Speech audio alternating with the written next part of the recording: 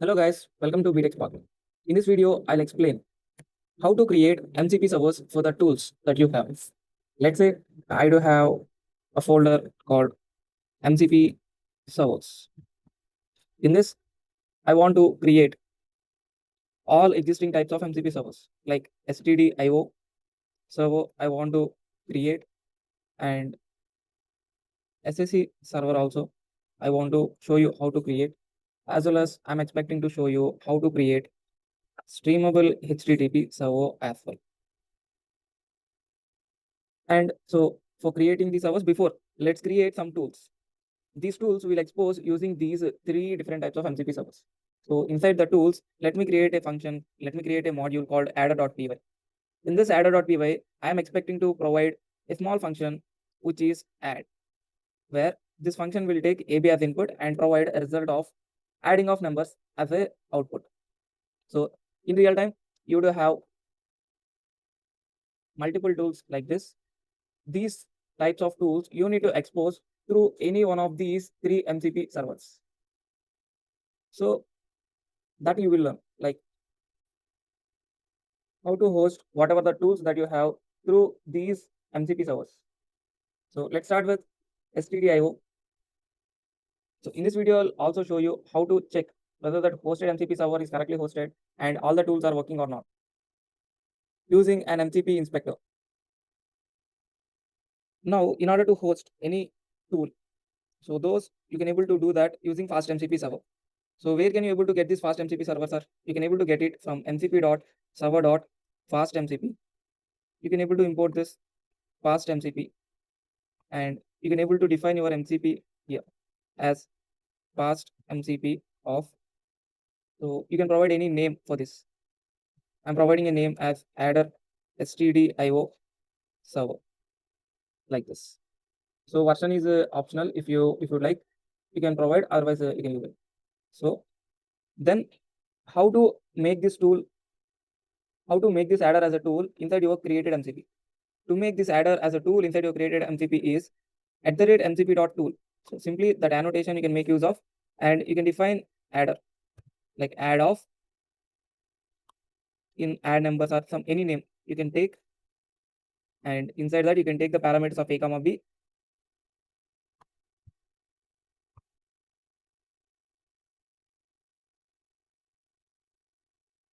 And also specify here the return type, that is integer, and you just need to return the function that is add of a comma b. That's it.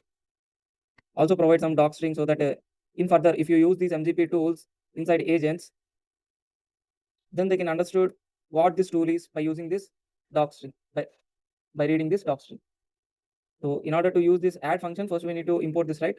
So from this tools dot adder, let's import this add function and make use of this. And now let's see how to make it as a stdio server. To make it as an stdio server, just mcp.run of transport you need to mention here. What is the transport? It's an stdio transport. That's it. In this way, you can able to create an MCP server. Very simple. You just need to import fast MCP from mcp.server.fastmcp in this way, and you can able to create an MCP or initialize an MCP by providing some name to that fast MCP. Then whatever the tools that we do have already, so those all we need to import it first and expose each and every tool as a function like this, and with the parameters whatever we have, and we need to specify it as @MCP tool. Then at the end, we just need to run our MCP server using stdio. That's it. Now let's see how to. Now let's see whether this stdio server tool is working or not by testing it over MCP inspection, MCP inspector. For this, first we need to install this MCP server, that is fast MCP, on a requirements. Let's create a requirements.txt now to run this. So first requirement is fast MCP.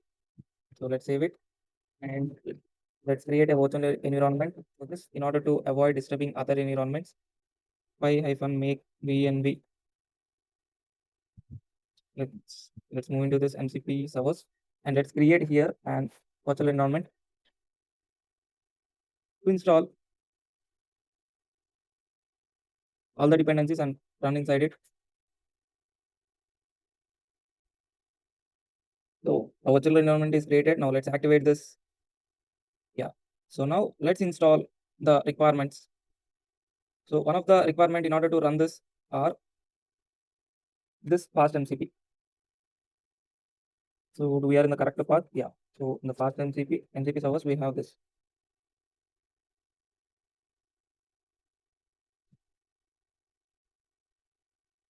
Looks requirement.txt is outside this folder. Let's move it in. Yeah.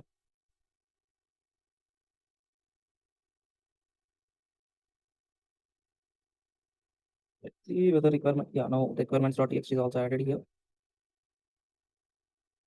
Now let's install this fast MCP.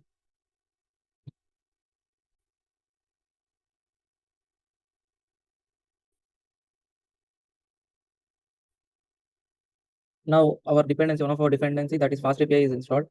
Then using npx, we also need to install model context protocol inspector.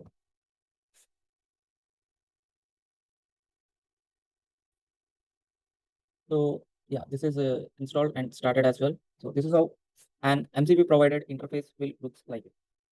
Now I'll stop this and I'll show you. So before we are providing anything, it's by default taking a symbol, but for stdio, we need to provide something, some command here and some argument here. Let me show you that directly by running here. npx @MCP protocol. We need to run our Python space. So where our app actually is, like stdio, right? Is.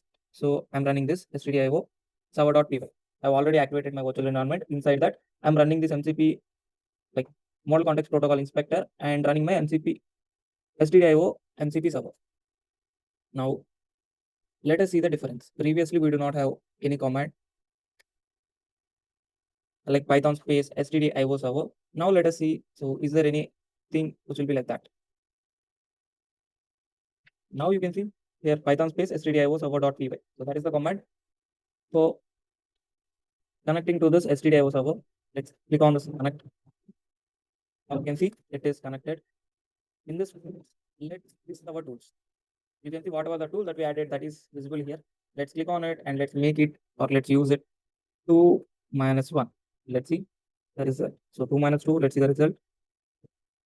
The result will be the 0. Okay. The result will be the 1. Yeah. So now we can say it is working, like the tool is working and the protocol is working.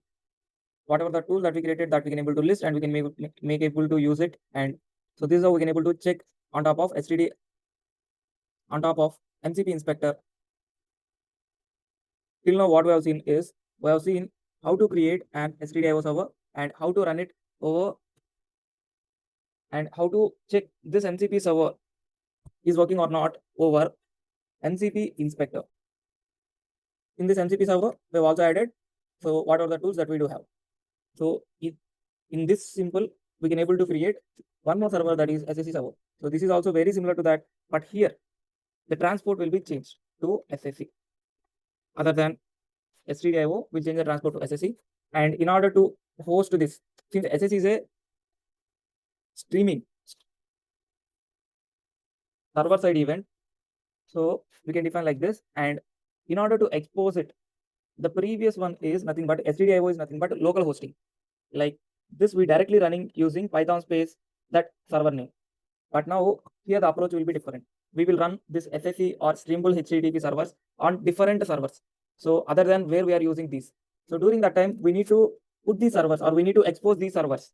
So in order to expose these servers, we need to specify the host as 0.0.0, so that whatever the VM IP address is there, that IP address, on top of that IP address, we can able to access this over the port that we specify.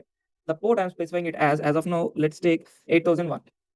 Now let's expose this, or let's expose this SSE server. So in simple like this, we can able to create an SSE server. That is, we need to import this fast MCP from MCP servers. Then we need to define the name of this MCP server and define the host of it. For testing, we can make use of a local host instead of 0.0.0, and port whatever, whichever port is free, we can make use of that. And tools, we need to expose them.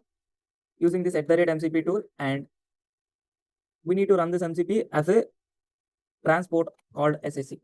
So before using this, first we need to run this. The server will be run in different path, as well as the client will be run in different path. That is in two terminals. So here, since virtual environment is already activated, let's run this SSE server here, so that it will launch an SSE server like this. Now our SSE server is already exposed over 8001 port on top of the 0.0.0. Let's check the working of this over MCP Inspector. So for that, let's activate this virtual environment first. Then let's type a command npx model context protocol inspector. So after this got run, let's open this. And so here, now let's see with SSE transport, it's running on 8001. By default, for SSE, forward slash MCP is the extension that we can make use of to connect to it. So it's not a local host, it's 0.0.0, like publicly exposed over the IP of my laptop or system. So what happened? Why it is not? Let's see. Okay, that path that does not exist, so not found. We're getting. Okay, for SSE, the extension will be SSE. So let's do connect this. Okay, now this is connected. So let's see whether it connected to our SSE server or not. Yes. So it connected to our server with this session ID. Yeah, it's successfully connected. Now list the tools, the added tool, whatever we provided is there, and let's add it, and let's do check 1 plus 10. So 11 we are getting. So now it is working. So in this way, you can able to create any SSE MCP server for any number of tools that you have by using MCP tool and creating this fast MCP from mcp.server.fastmcp. Similar to this SSE, let's also create a streamable HTTP server. In this, the transport you need to change to just streamable HTTP server. That's it. Streamable HTTP. And so here the port you need to change, because so 8001 is already in use. So now let's host this streamable HTTP server as well.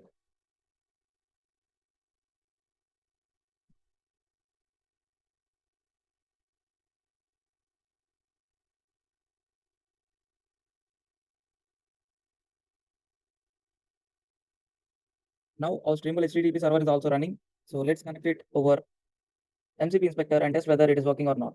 So for streamable HTTP server, we make use of /MCP is the extension. And let's try to reconnect it. Now you can see add a streamable HTTP server is connected. Now let's list the tools. So this is the tool which is present in it. And let's add n,2. So our tool, so it is taking 10,1. That's why we're getting it as 11. Yeah, now we are getting 12.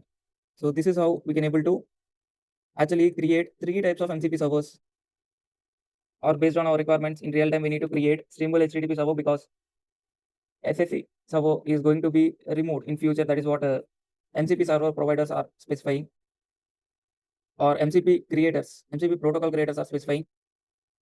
So in future, in order to use MCP server, to communicate between tools, if we want to communicate between tools in local while testing, we can make use of this stdio server, so that directly in this we can make use of this command. So the first command, I think, yeah. So that will be npx @MCP Inspector, and by directly running this Python space stdio server, we can able to test it locally on top of this MCP Inspector.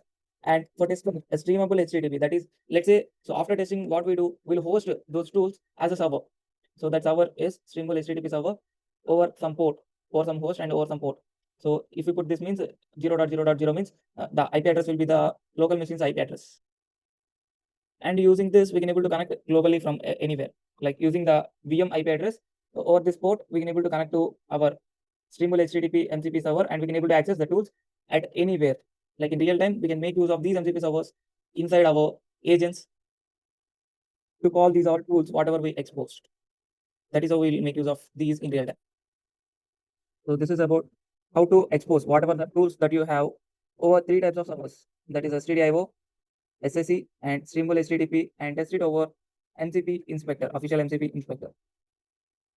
So So that is all about this video. I hope you understood this and you got some knowledge on how to create a MCP servers, that is stdio, SSE, and Streamable HTTP, and test it over MCP Inspector. Thanks for watching this video. See you back in the next video with another interesting topic. Until then, bye bye.